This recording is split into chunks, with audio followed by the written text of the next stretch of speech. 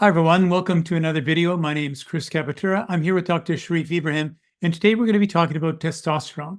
Historically, most everybody who's talked about testosterone thinks it's this male thing, very much about sex drive and muscles, but that's not what it is. It's actually a very important part of our body for muscles and bone and brain. Sharif, it's a male and a female issue that we're going to be talking about here. Thank you, Chris. As you said, most of us actually will think about testosterone as the male sex hormone, but actually testosterone play a big role in male and female, and most of our muscle and bone and brain health is related to testosterone. It powers the sex drive in both males and females, but this is not really the most important function of testosterone. The brain health depends on it quite significantly. We always like to get into the problem. So what's the problem and how does this problem occur in our body? The brain is like a very small little organ. It's only about 4% of the body size, but it uses about 25% of our daily energy. So the brain prefers glucose as the primary source of energy. But at times when there is no enough glucose, then it can use another fuel known as ketone bodies. When there is no adequate amount of glucose and ketone bodies, then the body has to break down muscles to form glucose by a process called gluconeogenesis. That means making glucose from other sources to power the brain. So if we are not having adequate amount of carbs or ketone bodies to power the brain, then that is going to have a negative impact on our muscles. By doing that, then we are going to lose muscle mass, and losing muscle mass means that we are going to lower our testosterone level as well. So we talk about the storage of sugar or glucose in the body, but a lot of us are probably thinking, why couldn't we just burn fat? Everybody wants to burn fat. So wouldn't it be a great way for the body to just go and burn our belly fat in order to help fuel the brain? Yeah, I think this is really a very interesting question because you see, yes, I mean, we have got really thousands and thousands of calories stored as fat in our bodies, and we cannot use it to power the brain. That is something which I'll come back to in a minute. But even the amount of glucose stored in our body is not really a very good amount. The body stores sugar as glycogen in muscles and in the liver. And the total amount of glycogen stored in the body is around about 2,000 calories, which is not really enough. Half of them is stored in muscles, and the one in muscles is not available actually to be used to top up the blood sugar for the use of the brain. The one in the liver can be broken down and can be used to top up the blood sugar to supply the brain with energy. But it is a limited amount of energy, and I don't think it's sustainable. As you said, the brain would be much more comfortable if it can use fat as another source of energy. But that does not happen because fat diffuses poorly through the brain membranes.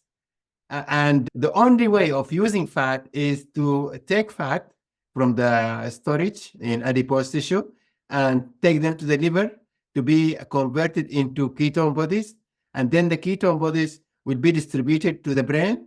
And that's the only way that fat can power the brain. If there is anything that is going to compromise the amount of ketone bodies produced in the body, then the brain energy supply is going to suffer. And because the brain is very, very important organ, the body is going to break down muscles to make glucose through the process of gluconeogenesis, which is going to reduce the muscle mass and is going to lower our testosterone level. So in the last few videos, we've taken the time to cite a few studies to help support what we're talking about here. So let's take a second now and bring up any studies that you know that are relevant. There are many studies actually about testosterone.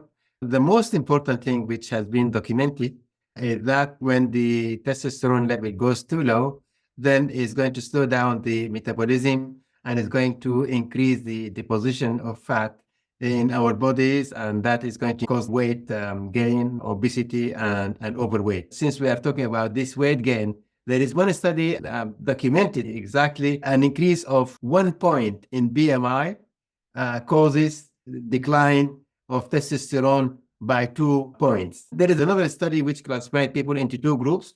One group have high testosterone level, the other group has a low testosterone level, and this study found that the one with low testosterone level have got a low cognition compared to the one with high testosterone has a higher cognition. So, Sharif, I'm sure a lot of people are thinking about testosterone supplements. And you and I have talked about this in the past. There's a study that supports what we've said all along, that it's not a great alternative. Can you explain that? Yeah, there is one study which is really very clear. Giving exogenous testosterone was found to increase the muscle mass, but it has no effect on the brain function. It's also associated with side effects, including acne, mood swings, and weight gain. We always like to go the healthier and more natural way. Let's start with diet, and then we can talk about exercise after. Yeah, diet is very important because here we are talking about the balanced diet that contains proteins, the carbs, and fat, plus minerals, vitamins. But we have to be very careful about the selection of carbs. We need to have real food, fruits and vegetables, beans, and whole grains as the source of carbs.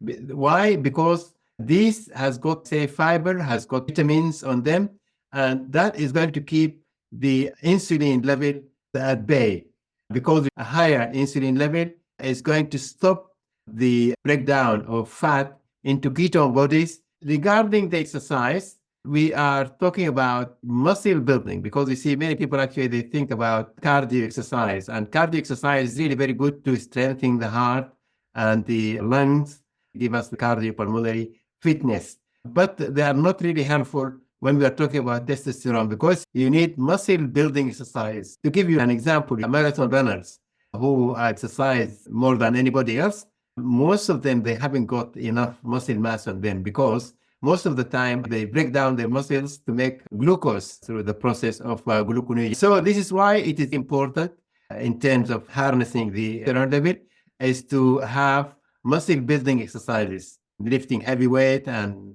or even the high interval intensity exercises all provide muscles.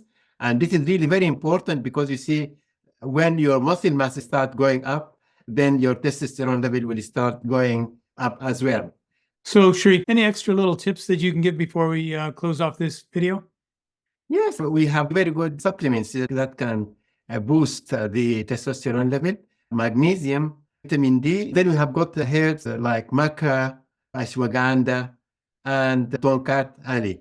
These are very helpful in boosting the level of the testosterone. So there you have it. It comes down to healthy eating, as always, but also some intense weightlifting or strength training in order to get that testosterone level to naturally stay high, so that you don't get into that vicious cycle of the loss of testosterone from muscle loss. Sharif, as always, thank you so much for the great information again. Thank you, everyone, for watching. We look forward to seeing you on the next one. Take care. Sharif and I appreciate you liking this video, and more importantly, remember to subscribe to this channel. There's a lot of content that we're going to be creating, and we don't want you to miss a single second of it.